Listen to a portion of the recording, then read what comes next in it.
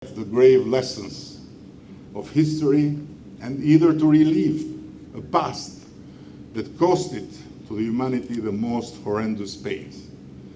Our grandfathers taught us the value of standing with the Jews by putting their lives in line to protect them from the butchers of World War II. And they also taught the world that there was only honor in being Muslims and sheltering the Jews in their homes, in being Christians and doing the very same, in being just humans when other humans in danger need your help, and whatever it takes.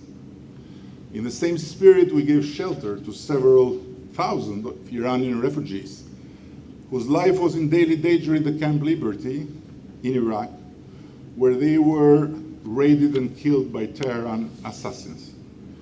Bigger and stronger European countries didn't want to help them. And we paid a dear price for being their hosts because the Teheran totalitarian regime engaged in a large-scale cyber attack on Albania, which aimed to wipe out all our digital infrastructure of public services. But we didn't waver and will not waver in our commitment to shelter those people in our country for as long as it takes. And our hospitality was and is not at all related to any political stance against Iran, but only to a humanitarian belief engraved in our spirit as nations. We were forced to respond to the Iranian regime's ruthless attack by severing our diplomatic relations and kicking their embassy personnel out of the country. But I repeat, the Iranians in Albania are in our Besa, as the Jews were during World War II. And Tehran has to put its mind in rest, because by no chance will not deliver any of them to the hands of the regime, but either encourage our guests to engage in any type of political action using Albania like a platform. Lately, we're to open the doors to another group of people, several thousands of Afghans whose life was in immediate danger right after the fall of Kabul. It was truly an embarrassing moment to see how the biggest and the richest among the NATO European members shied away from the most naturally human obligation to rescue them after we left.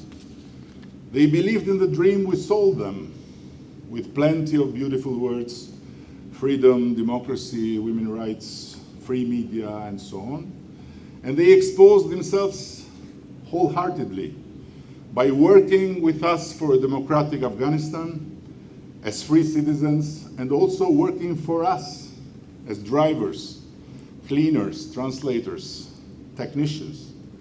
But suddenly we changed our mind and let their enemies take over, and our beautiful promises meant nothing anymore in the dark, terrifying loneliness of our friends. Well, it is not for Albania to say if we had to stay or leave. We are too small for the big decisions of our alliance. But our spirit is too big to not see at this Afghans' despair, our own despair, when we were under the rule of our red Talibans.